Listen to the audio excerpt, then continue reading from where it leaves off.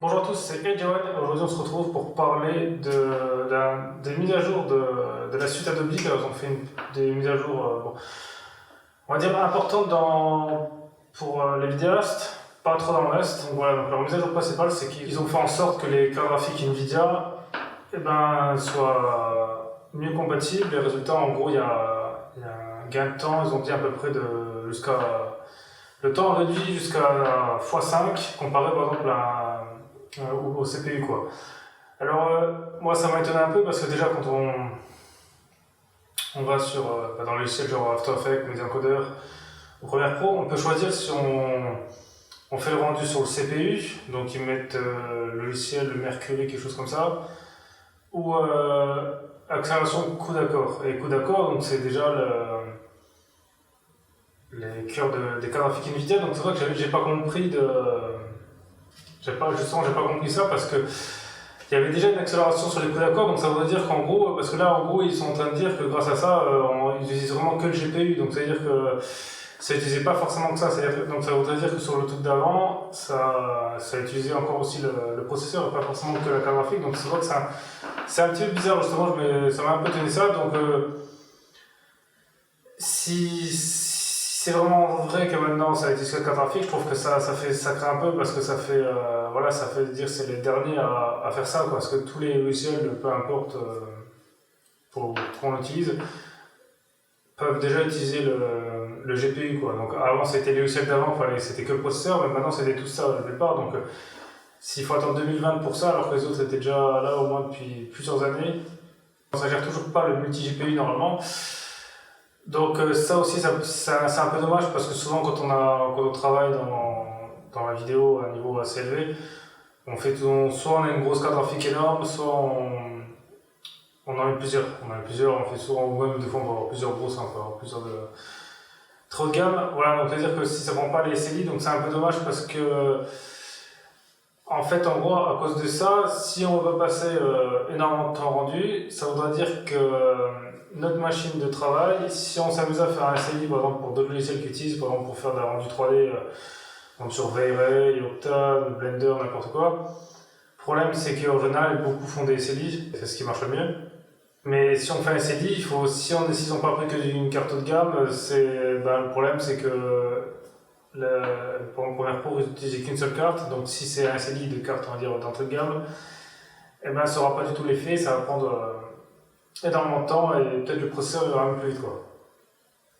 Donc là, ils ont annoncé à 5 fois comparé à un Intel, je crois i7 voire i9, donc après avoir par exemple comparé à un Threadripper déjà, ça va être déjà le plus important parce que bon, les Intel pour moi c'est pas non plus une référence en termes de rapidité, quoi, parce que ouais, donc pour les applications, et si on prend par exemple sur Blender une 2080 Ti, mais il y a le temps quasi le même, quoi, avec un Threadripper de 32 cœurs, donc c'est pour ça que le temps, je suis pas sûr que on peut comparer ça avec un processeur Intel, mais je suis pas sûr qu'avec un processeur AMD, il y a tant que ça de gain, il y aura une grosse différence, surtout si on a pas une 2080 Ti.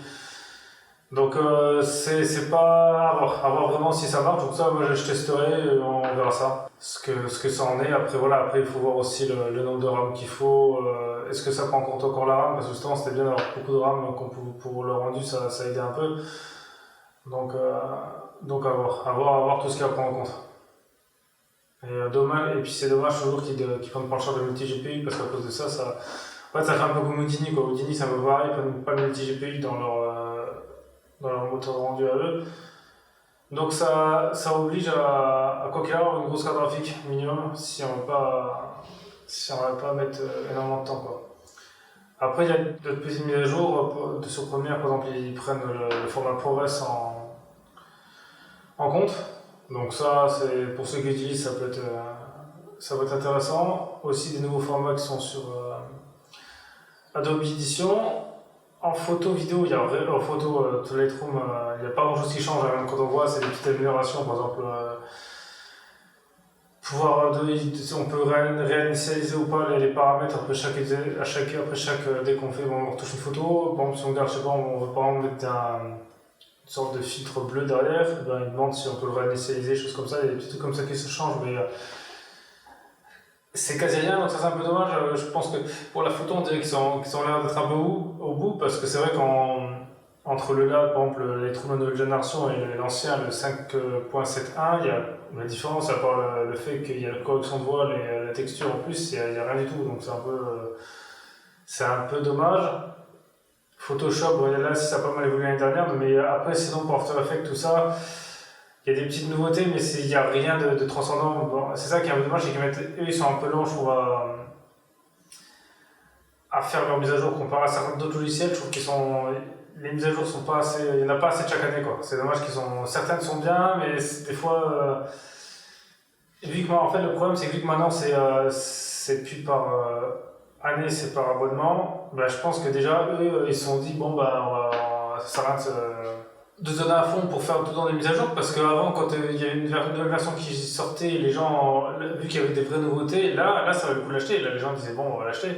Et qu'il y a des nouveautés, là, vu que maintenant c'est abonnement, bah, là, on n'a pas le choix, quoi. Donc, qui s'avance ou qui s'avance pas, c'est un peu pareil. Donc, c'est un peu dommage. Moi, c'est vrai qu'ils augmentent sur After Effects, c'est déjà le tracking, et puis peut-être avoir d'autres effets un peu plus simples, que des fois, il faut s'amuser à aller dans plein de sous-menus pour faire des réglages. C'est bien des fois regrouper des trucs un peu plus simples, parce que même si, on va dire, on sait le faire, certaines choses, ce serait bien pour un gain de temps que ce soit plus rapide, quoi. Même après, c'est vrai qu'After Effects, je pense qu'ils visent plus le marché, on va dire, soit des indépendants ou des amateurs, parce que en général, les gros studios utilisent Nuke, donc c'est peut-être pour ça qui font pas de choses, qu'ils avancent un peu moins vite, quoi. Ouais, et aussi le gros truc que je trouve négatif, c'est qu'en France, déjà, je sais pas si c'est porte pas en Europe, mais on n'a pas tout sur la suite Adobe. Il y a par exemple Adobe Substance qui permet de créer de la 3D, parce que Adobe, ils ont une sorte de logiciel aussi 3D, mais qu'on n'a pas en France. Donc ça c'est un peu dommage, parce qu'au final on paye et puis on n'a pas tout. Il y a Fuse aussi qu'on n'a pas, et ça c'est un peu dommage. Ça aurait été bien d'avoir tout. Bon, après je suis pas sûr sur les références dans leur milieu, mais ça pourrait être pas mal. Ça pourrait être pas mal, parce que pour animer, c'est un peu plus simple. Il y en a beaucoup qui utilisent ça des fois dans leurs tutos. Les Américains, quand on voit sur certains logiciels, ils prennent des fois des personnes là-dedans, ça va un peu plus vite, quoi. Et pourtant, sur Adobe Stock, on peut justement acheter des matériaux ou des trucs qui fait pour Adobe Substance, et évidemment, ils ne les vendent pas. Donc c'est un peu dommage pour nous, et c'est vrai que c'est bien pour ça que nous, on ne peut même pas le vendre sur le site directement. Donc, à mon avis, il doit bien ciblé. Je sais pas quelle est la raison. Peut-être qu'en France, le marché n'est pas assez élevé de la 3D. Donc voilà, c'est un peu dommage. Donc voilà, c'est les Edge de la chaîne AGUI. On se retrouve la prochaine pour une prochaine vidéo.